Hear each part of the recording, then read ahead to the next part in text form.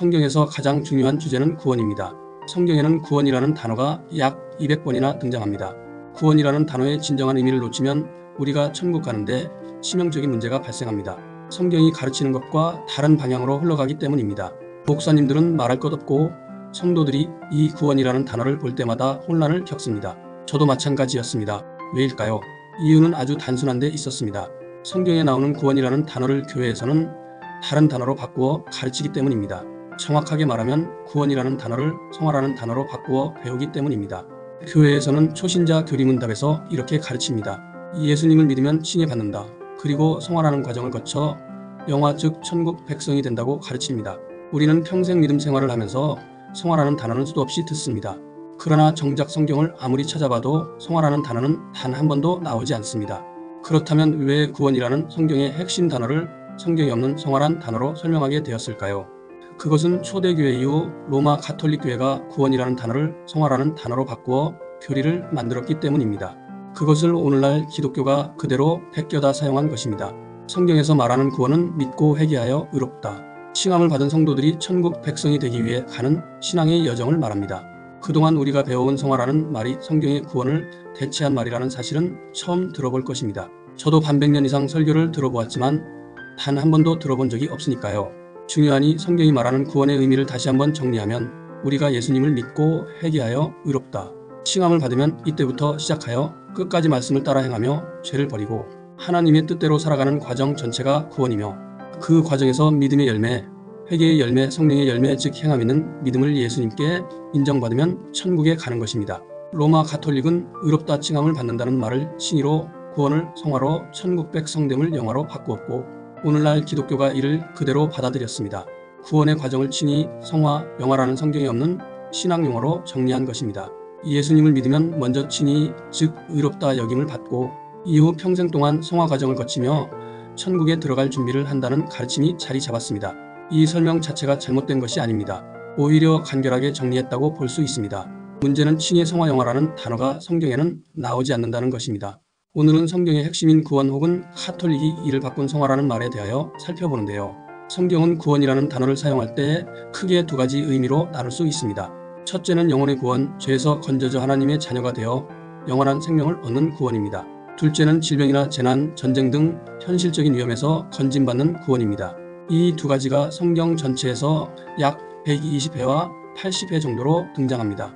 하지만 오늘날 많은 교회에서 영혼의 구원 과정을 칭의와 성화, 영화라는 말로 바꾸어 설명을 하고 정작 하나님이 주신 성경에는 그런 단어가 등장하지 않으므로 이인해 성경이 말하는 구원을 있는 그대로 이해하지 못하는 것입니다. 아니 구원이라는 말을 자기 나름대로 해석하는 것입니다.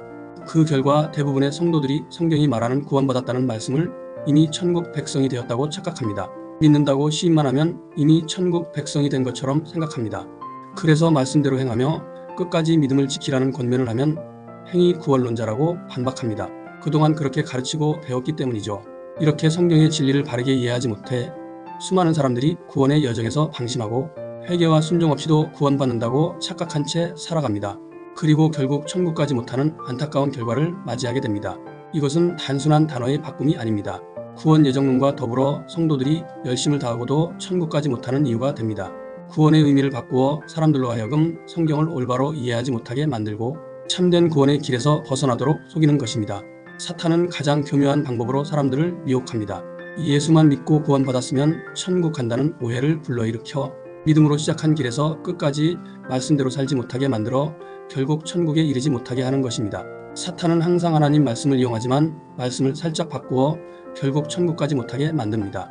하와에게 선악과를 따먹게 한 방법 그대로입니다. 너무 교활하여 속지 않기 어렵습니다. 저 역시 성경을 읽으며 왜 이렇게 구원이라는 단어가 이렇게 이해하기 어렵고 혼란스럽고 각자 이해하는 바가 다른가 하는 생각을 했습니다. 성경의 핵심 가치인 구원이라는 단어를 가지고 서로 이단이라며 공격합니다. 저도 이제서야 그렇게 된 이유를 알게 되었는데요.